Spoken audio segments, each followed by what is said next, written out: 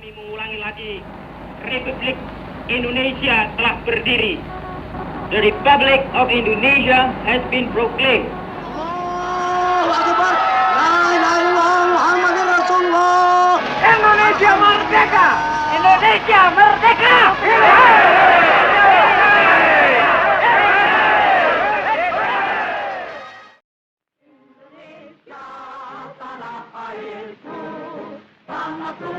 (17 Agustus 1945) pukul 10 pagi di rumah Laksamana Maida, Soekarno dan Hatta tanda tangani proklamasi. Siangnya, suara Bung Karno menggema dari mikrofon reot. Proklamasi. Kami, bangsa Indonesia, dengan ini menyatakan kemerdekaan Indonesia. Hal-hal yang mengenai pemindahan. Ratusan ribu rakyat berdesak di lapangan Ikada, air mata bahagia. Tapi euforia itu cepat pudar. Jepang menyerah ke sekutu. Belanda sudah siapkan armada dari Eropa. Di ganggang sempit Jakarta, Sultan Syahrir bisik ke pemuda. Merdeka harus dijaga dengan darah. Coretan merdeka atau mati berbunculan di tembok-tembok. Dari Medan sampai Ambon, ketegangan menyelimuti. Rakyat sadar, kemerdekaan bukan sekedar teks di kertas. Pemuda bentuk laskar, ibu-ibu siapkan dapur lapangan. Ini fajar revolusi saat tanah air bangkit dari 350 tahun penguasaan bangsa asing.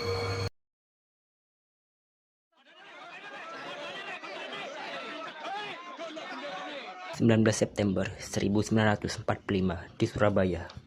Amarah meledak seperti gunung berapi. Letnan Jenderal Malabi, Komandan Inggris, izinkan bendera Belanda, merah, putih, biru, berkibar di Hotel Yamato. Itu penghinaan telanjang bagi semangat proklamasi. Tanpa perintah resmi, para pemuda berlari menyerbu Haji Sudirman, yang dikenal sebagai si Pitung Surabaya. Memimpin rombongan, mereka panjat gedung 3 lantai.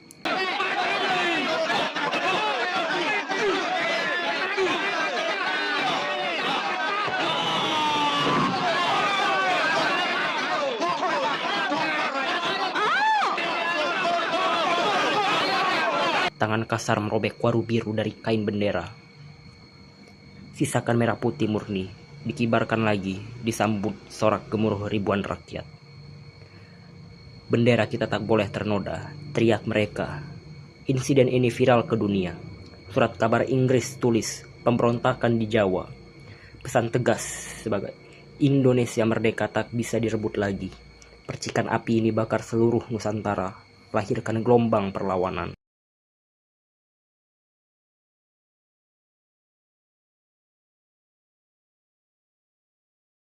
Dengan pasukan Inggris. Akibat dari tindakan semena-mena dari Malabi ini, maka kemarahan rakyat Surabaya semakin menjadi, dan akhirnya terjadilah pengerusakan dan pembakaran terhadap gedung RRI. 10 November 1945, hari yang abadi. Inggris ultimatum, serahkan senjata. Surabaya menolak. Pukul 4 subuh, 7 kapal perang gebuk kota dari laut. Pesawat bom dari udara, tank dari darat. Mulai tanggal 19 September, ini adalah surat perintah dari Mountbatten sebagai pimpinan komando sekutu tertinggi untuk wilayah Asia dan berperan penuh atas pendaratan Inggris di Pulau Jawa.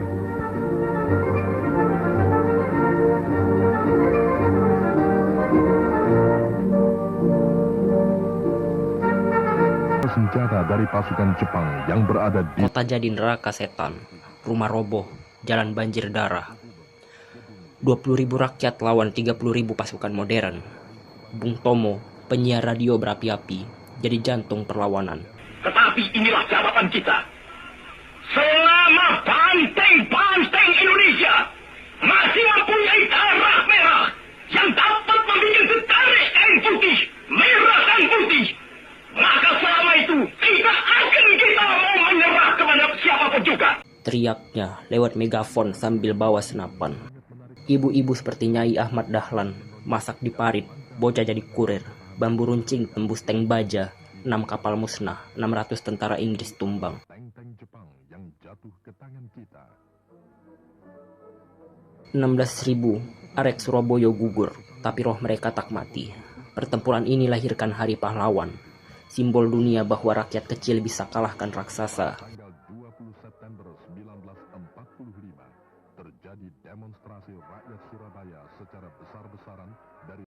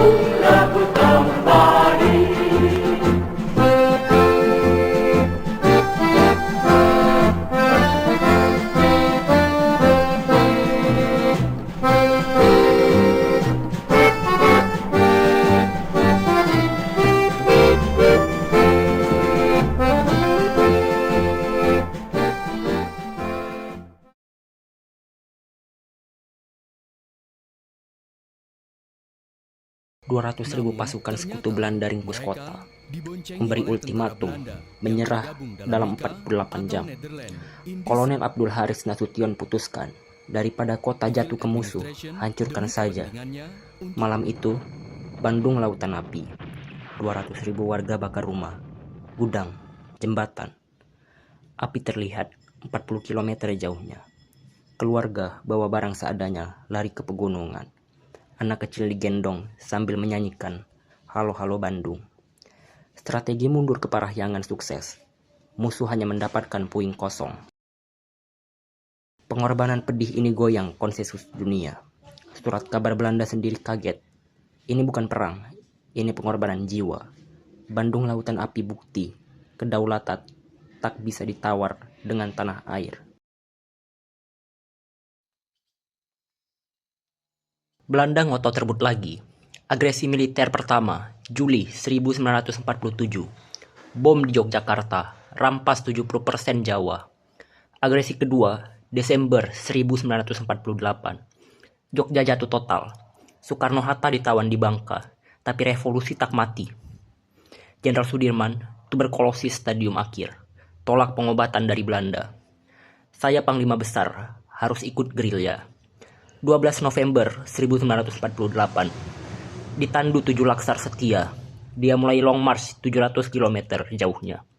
Hutan belantara, hujan deras, malaria. Tapi setiap malam dia brief komandan via radio. Gerilya total, serang di mana lemah mereka. Laskar rakyat bantu. Petani sembunyikan senjata di sawah. Ibu-ibu jual makanan rahasia. Puncaknya, serangan umum 1 Maret 1949. 7 jam kuasai Jogja, dunia rekam bukti TNI hidup. Gerilya ini pecah Belanda, PBB memberi sanksi, India, Bulmes menekan Belanda. Sudirman wafat Maret 1950, tapi strateginya lahirkan TNI modern.